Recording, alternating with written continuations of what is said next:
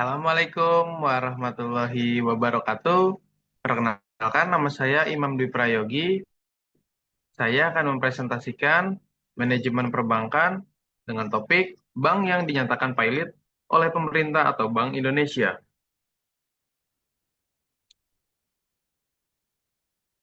Sebentar, saya share screen.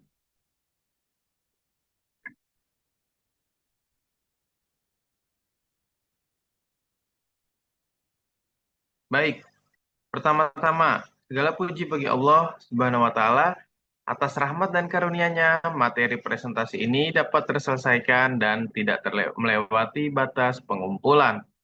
Tidak lupa pula salawat serta salam senantiasa ditujukan kepada junjungan kita Nabi besar Muhammad Sallallahu Alaihi Wasallam yang menjadi suri tauladan yang baik bagi umatnya dan menerangi hati umatnya serta menjadi cahaya dalam segala perbuatan mulia. Presentasi ini berjudul Bank yang dinyatakan pilot oleh pemerintah atau Bank Indonesia.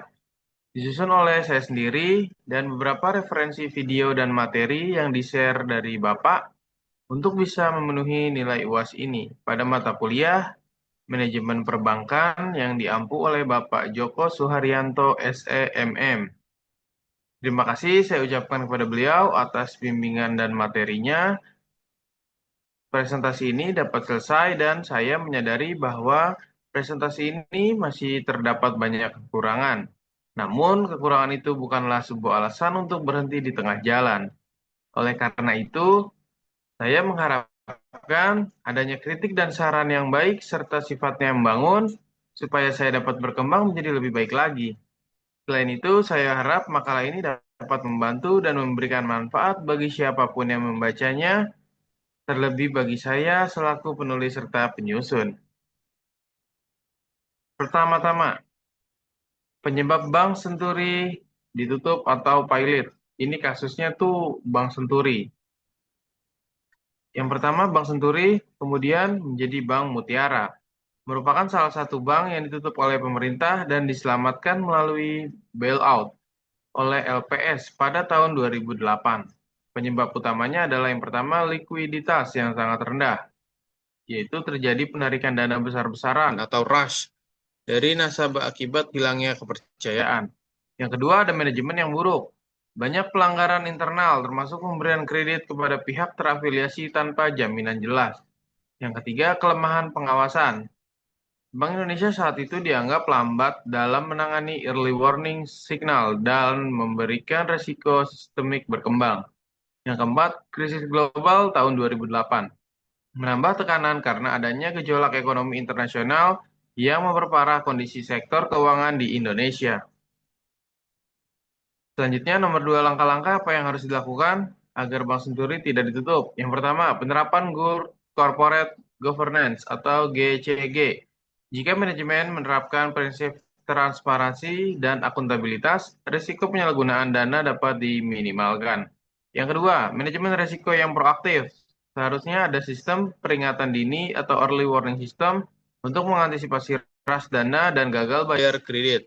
Yang ketiga, kepatuhan regulasi internal, yaitu patuh terhadap batas maksimal pemberian kredit atau BMPK, terutama terhadap pihak terafiliasi. Yang keempat, peningkatan likuiditas dan diverifikasi dana. Bergantung pada dana pihak ketiga besar dengan jangka pendek membuat bank rentan terhadap rush. Yang ketiga, kebijakan pencegahan yang harus diterapkan level bank dan regulator. Yang pertama ada di tingkat internal bank. Harus diaudit internal berkala yang independen dan objektif. Yang kedua, pelatihan manajemen risiko untuk seluruh pimpinan dan staf. Yang ketiga, pembentukan unit manajemen risiko yang kuat dan independen. Lalu di tingkat regulator atau BI dan OJK. Yang pertama ada penerapan sistem pengawasan berbasis risiko. Fokus pada deteksi dini potensi kebangkrutan. Yang kedua, transparansi publik yang kuat. Informasi publik tentang kesehatan bank perlu dibuka agar nasabahnya punya kepercayaan. Yang ketiga, kebijakan resolusi bank yang efektif. Seperti bail-in, merger cepat, atau pembekuan aset pengurus yang terbukti merugikan. Kesimpulannya, Bank Senturi menjadi pelajaran mahal bagi sistem keuangan Indonesia. Bukan hanya soal kegagalan internal, tapi juga lemahnya pengawasan dan ketidaksiapan menghadapi krisis. Ke depan, integritas tata kelola serta ketegasan regulator harus menjadi prioritas utama agar tragedi serupa tidak terulang. Sekian presentasi dari saya, kurang lebihnya saya mohon maaf. Saya ucapkan wassalamualaikum warahmatullahi wabarakatuh.